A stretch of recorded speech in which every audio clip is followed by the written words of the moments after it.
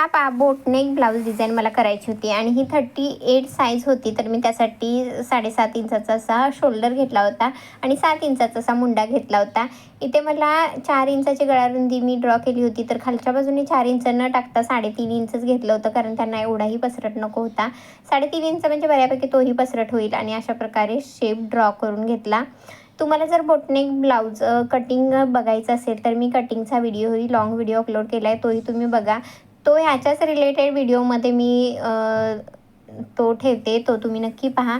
ह्याच व्हिडिओच्या खाली जो त्रिकोणी बटन दिसेल त्याच्यातच तुम्हाला बोटनेक ब्लाऊज कटिंगचा व्हिडिओ दिसेल. त्याच्यातून तुम्हाला सगळेच ब्लाऊज कसे कटिंग करायचे ते कळेल, म्हणजे सगळ्या साईजचं बोटनेक ब्लाऊज कळेल.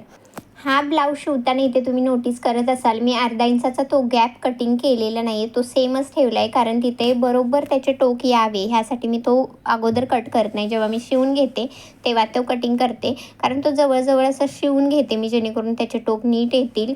आपण बोटनेकला जेव्हा बटन अटॅच करणार असतो ना त्यावेळी तो खूप महत्त्वाचा असतं. आता मला इथे लेस लावायची आहे, तुम्ही इथे बटनही लावू शकता आणि जी कमरेकडच्या बाजूला 3 इंचाची जी पट्टी आपली दिसते तिथे तुम्ही बटन लावून त्याला डिझाईन देऊ शकता.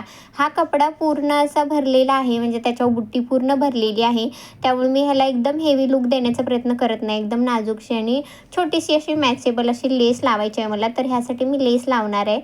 इथे बघा जे टोक बाहेर येत नाही नीट तिथे कपडा असतो, त्यामुळे तो कपडा पेनच्या साह्याने वगैरे टोकदार ह्याच्या साह्याने तो काढून घ्यायचा आणि त्याला दापटीप मारून घ्यायची. हा तर आता रेग्युलरचाच पार्ट झालेला आहे आणि लेस लावताना मी इथं बटन यूज केलं नव्हतं. डायरेक्ट मी लेसनेच तो दोन्ही पार्ट वरच्या बाजूचे जे दिसत आहेत ते मी अटॅच करून घेतले होते. आणि लेस लावायच्या आधी मी बॅकटक्स मारून घेतले, कारण बॅकटक्स मारल्यानंतर आपण खालच्या बाजूला जेव्हा लेस लावू तेव्हा ती परफेक्ट बसेल. लेस अगोदर लावली आणि बॅकटक्स मारले तर हेवी लेस असेल तर ते बॅकटक्स नीट बसत नाहीत. ही काही छोटी लेस होती, त्यामुळे काही एवढं टेन्शन नाही आहे. लावताना अगोदर मी या खालच्या पार्टला लावून घेतली, नंतर तो वरचा गोल होता त्याला लावून घेतली. हा त्या ब्लाऊजचा फायनल लुक आहे. सिंपल आणि सोबर असा लुक दिला आहे. तर तुम्हाला हा ब्लाऊज कसा वाटला नक्की मला कमेंट करून कळवा आणि असाच नवनवीन व्हिडिओजसाठी माझ्या चॅनलला सबस्क्राईब करा. बेल आयकॉन प्रेस केले तर सगळ्यात आधी माझे व्हिडिओ तुमच्यापर्यंत येतील.